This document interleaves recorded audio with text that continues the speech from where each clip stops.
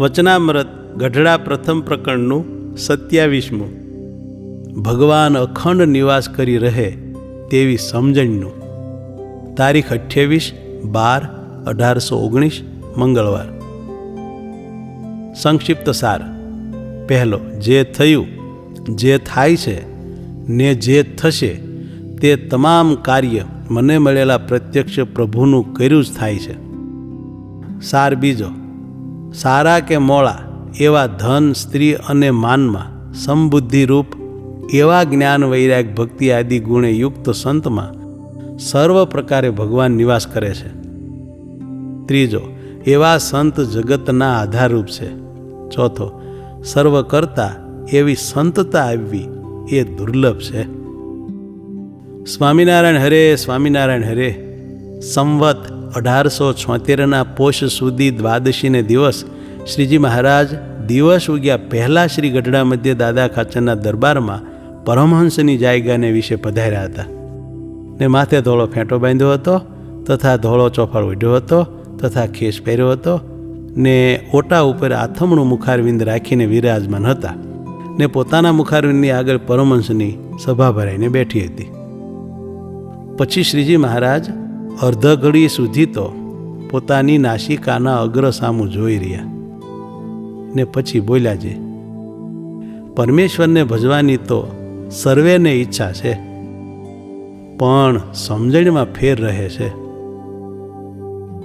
માટે જેની આવી સમજણ હોય તેના હૃદયમાં ભગવાન સર્વ પ્રકારે નિવાસ કરીને રહે છે તેની વિગત જે એમ સમજતો હોય છે, આ પૃથ્વી જેની રાખી સ્થિર રહી છે ને ડોલાવી ડોલે છે, તથા તારામંડળ જેનું રાખ્યું અધ્ધર રહ્યું છે, તથા જેના વરસાવ્યા મેઘ વરસે છે, તથા જેની આજ્ઞાએ કરીને સૂર્ય, ચંદ્ર ઉદય અસ્તપણાને પામે છે, તથા ચંદ્રમાની કળા વધે ઘટે છે, તથા પાળ વિનાનો સમુદ્ર જેની મર્યાદામાં રહે છે, તથા જળના બિંદુમાંથી મનુષ્ય ઉત્પન્ન થાય છે, અને તેને હાથ, પગ, નાક, કાન એ આદિક 10 ઇન્દ્રિયો થઈ આવે છે, તથા આકાશને વિશે અધ્ધર જળ રાખી મૂક્યું છે અને તેમાં ગાજવીજ થાય છે. એવા અનંત આશ્ચર્ય છે તે સર્વે મને મળ્યા એવા જે ભગવાન તેના કર્યા જ થાય છે એમ સમજે, પણ પ્રગટ પ્રમાણ જે ભગવાન તે વિના બીજો કોઈ એ આશ્ચર્યનો કરનારો છે એમ માને નહીં. અને પૂર્વે જે અનંત પ્રકારના આશ્ચર્ય થઈ ગયા છે તથા હમણાં જે થાય છે તથા આગળ થશે તે સર્વે મને મળ્યા એવા જે પ્રત્યક્ષ ભગવાન તે વતે જ થાય છે એમ સમજે.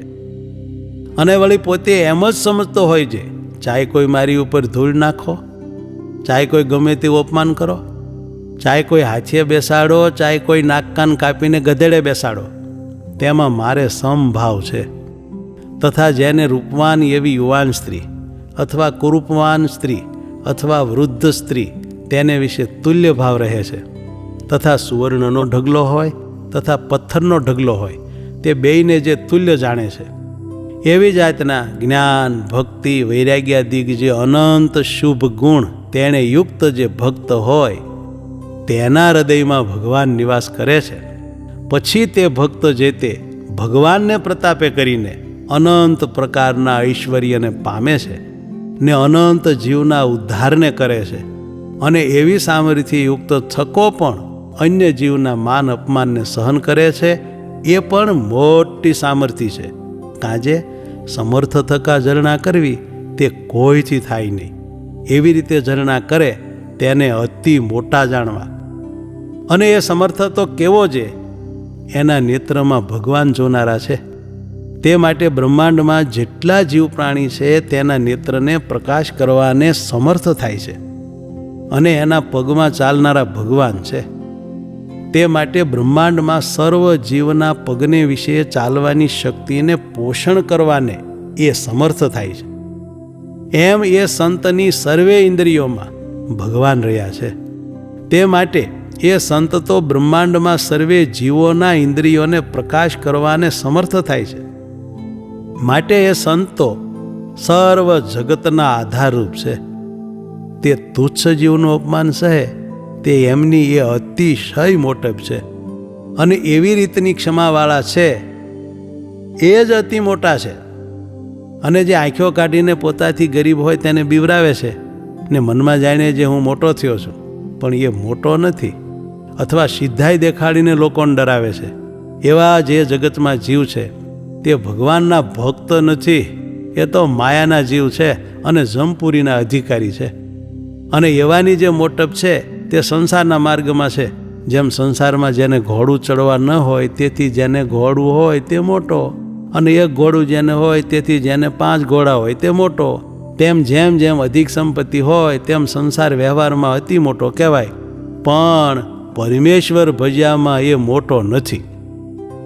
અને જેની મતિ એવી હોય છે, આ સ્ત્રી તો અતિશય રૂપવાન છે, અને આ વસ્ત્ર તો અતિશય સારું છે, અને આ મેળી તો ઘણી સારી છે, અને આ તુંબડી તો અતિશય સારી છે, ને આ પાત્ર તો અતિશય સારું છે. એવી રીતના જે ગૃહસ્થ તથા ભેખધારી તે સર્વે તુચ્છ બુદ્ધિવાળા છે. ત્યારે તમે કહેશો જે એનું કલ્યાણ થશે કે નહીં થાય?